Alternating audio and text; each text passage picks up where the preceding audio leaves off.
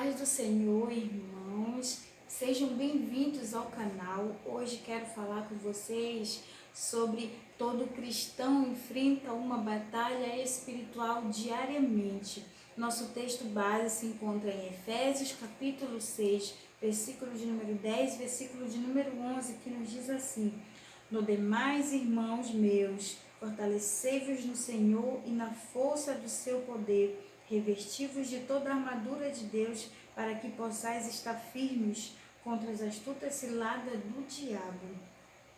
Paulo, ao escrever a carta aos Efésios, ele convoca a igreja para lutar e resistir aos inevitáveis conflitos contra as forças espirituais da maldade. Nessa batalha, a fim de suportar os ataques e se manter firme na marcha contra o mal, os soldados de Cristo precisam revestir-se de toda a armadura de Deus, de acordo com o versículo 11 que nós lemos. O cristão está engajado num conflito espiritual contra o mal. Esse conflito é descrito como combate da fé, de acordo com 2 Coríntios capítulo 10 e versículo 4, que nos diz assim: porque as armas da nossa milícia não são carnais, mas sim poderosas em Deus para a destruição das fortalezas. Glória a Deus. Também podemos conferir 1 Timóteo capítulo 6, versículo de número 12, que nos diz assim: milita a boa milícia da fé e toma posse da vida eterna. Glória a Deus, para a qual também foste chamado, tendo feito boa confissão diante de muitas testemunhas. Esse combate continua até o crente galgar a vida do porvir, de acordo com 2 Timóteo, capítulo 4, versículo 7 e versículo 8, que nos diz assim: glória a Deus. Combati o bom combate, acabei a carreira, guardei a fé. Desde agora a coroa da justiça me está guardada, a qual o Senhor justo juiz me dará naquele dia, e não somente a mim, mas também a todos os que amarem a sua vinda. Glória a Deus. No presente, o cristão está empenhado numa guerra espiritual que ele trava mediante o poder do Espírito Santo. Romanos capítulo 8, no versículo 13, nos diz assim: porque se viverdes segundo a carne, morrereis, mas se pelo Espírito mortificardes as obras do corpo, vivereis. Glória a Deus. A guerra espiritual que ele trava, primeiro, é contra os desejos corruptos dentro de si mesmo. Como podemos conferir 1 Pedro, capítulo 2, versículo de número 11, que nos diz assim: amados, peço-vos, como a peregrinos e forasteiros, que vos abstenhais das concupiscências carnais que combatem contra a alma. A segunda guerra espiritual que ele trava é contra os prazeres ímpios do mundo e todos os tipos de tentações. De acordo com Mateus capítulo 13, versículo 22, nos diz assim: e o que foi semeado entre os espinhos é o que ouve a palavra, mas os cuidados deste mundo e a sedução das riquezas sufocam a palavra e fica infrutífera. Também podemos conferir Tiago capítulo 1, versículo 14 e versículo 15, que nos diz assim: mas cada um é tentado quando atraído, engodado pela sua própria concupiscência. O versículo 15: depois havendo a concupiscência concebido, dá à luz o pecado, e o pecado, sendo consumado, gera a morte. A terceira guerra espiritual que ele trava é contra Satanás e suas forças, de acordo com Efésios capítulo 6 e o versículo 12, que nos diz assim.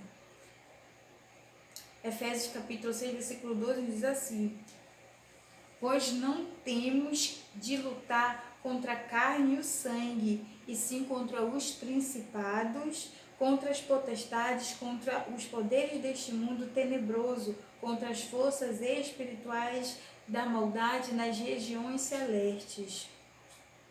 O crente é conclamado a se separar do presente sistema mundano, repudiando seus males e vencendo as suas tentações e morrendo para ela. De acordo com o apóstolo Paulo diz em Gálatas, capítulo 6, versículo 14, mas longe esteja de mim gloriar-me, a não ser na cruz de nosso Senhor Jesus Cristo, glória a Deus, pela qual o mundo está crucificado para mim e eu para o mundo. Glória a Deus, aleluia. Podemos ver também 1 João capítulo 5, versículo de número 4, que também nos diz: porque todo o que é nascido de Deus vence o mundo. Esta é a vitória que vence o mundo, a nossa fé. Aleluia. Como o crente deve se preparar? Como o crente deve se preparar espiritualmente para a batalha contra o mal?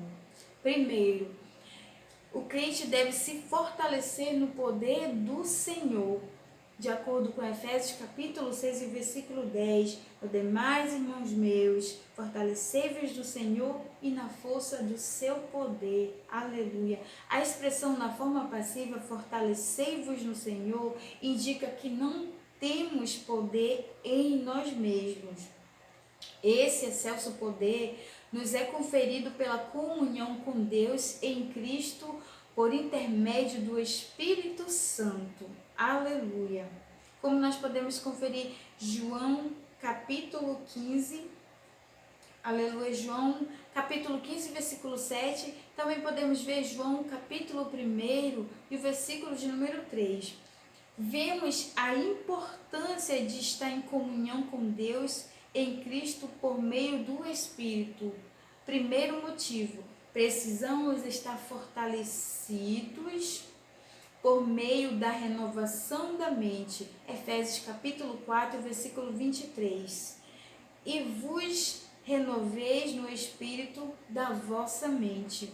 O segundo motivo é ter uma vida em santidade. De acordo com Efésios capítulo 4, versículo 24, que nos diz assim: e vos revistais do novo homem, que segundo Deus é criado em verdadeira justiça e santidade. Terceiro motivo, ser cheio do Espírito Santo, de acordo com Efésios capítulo 5 e o versículo de número 18, que nos diz assim: e não vos embriagueis com vinho em que há contenda, mas enchei-vos do Espírito. Aleluia. Não alcançaremos vitória por outro meio. O fato de conhecermos as Escrituras sem a devida obediência, frequentar os cultos sem a genuína conversão, não são suficientes. Aleluia.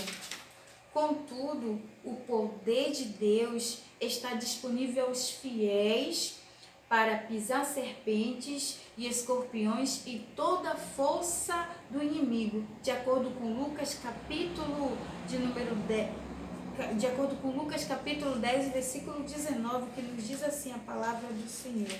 Lucas capítulo 10 e versículo 19.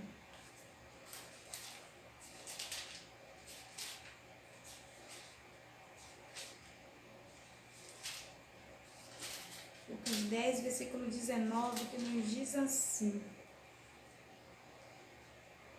eis que dou poder para pisar serpentes e escorpiões e toda a força do inimigo, e nada vos fará dano algum. Aleluia, glória a Deus.